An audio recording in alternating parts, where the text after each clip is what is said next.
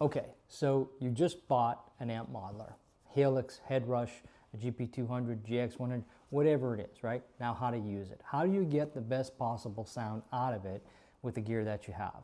I'm going to walk you through this. So first of all, before we even get into it, let me explain what an amp modeler is and isn't. What it is basically a way for you to replicate the sound of a mic'd amp in a room.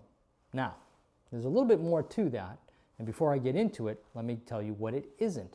What it isn't is an all-in-one solution where you can just plug it straight into an amplifier or plug it into a console or plug it into an FRFR speaker and expect to get these great phenomenal sounds that you hear directly out of the box. More than often, the presets that come with these units are really designed to be used as templates, and you tailor them based on what kind of gear you have. So for instance, whether you plug into a tube amp or you go into a modeling amp is going to make a difference, as well as whether you're going into an FRFR speaker or direct into a mixing console. So let me break these down for you. First, the amp. If you're going into an amp, ideally what you want to do is use the 4-cable method.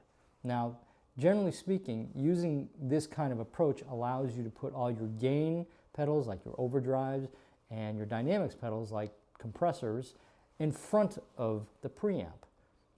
And then your time-based effects like delays, modulations like chorus and flangers, and reverbs as well, anything else after that. Now, it's not like an all-in-one rule. Like, you can experiment with things, but you should know that when you put certain effects in front of the preamp, it adds gain to the signal before it goes out. And sometimes you don't want to do that. It can actually muddy your sound up. Really depends. You have to play around with things.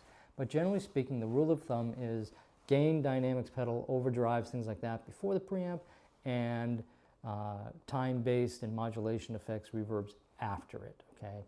Now, in a modeler, what you have is basically your amp, your cab, and certain miking situations. Usually you can pick and choose. Now, depending on what modeler you have, you may have those choices. You may also have the option to have 2 amps together, where you have a clean amp and an overdrive amp. Not really going to break that down right now. I'll probably do that in another video. But let's get back to how does this work in just an amp situation. Well, if you have an amp with an effects loop, you use 4-cable method. And again, it allows you to put the effects in the right way without coloring your sound more. And that's usually the preferred method with an amp, unless you love your amp so much you just want to use the floorboard, the modeler, for just the effects only. In that case, what you do is you build your rig in the modeler and you add a very, very clean amp and no cab sim, okay? And you can run it straight in. Now, in some cases, you don't even have to add a preamp, like an amp or anything like that. You can use like a booster or something to give you some volume. Or you don't have to add it at all, and you can just see how that sounds. But generally speaking, you want to go 4-cable method. Okay, now, modeling amps versus tube amps. When you use a modeling amp in a 4-cable method way, the speakers in that amp are designed to work with the models on that amp. So it's a little bit different than, say, a guitar amp, like a Marshall Plexi, like a cab that has a speaker in it, which has been designed and tuned with certain frequencies in mind to give you that sound, okay? So you have to play around with that, like I said.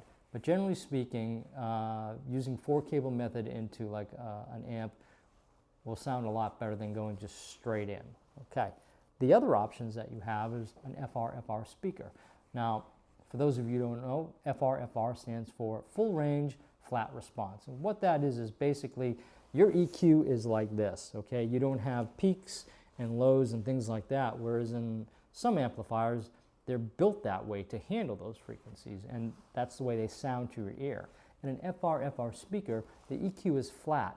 So if you just plug your pedal board, your modeler, into an FRFR speaker and just expect it to sound great, you might get let down a little bit, okay? EQ is your friend in all of these situations, and I'm going to get into that in just a second. Stick with me. So if you're going into an FRFR speaker, you want to run essentially if you have XLR outs on the pedal board, you want to use those and go into the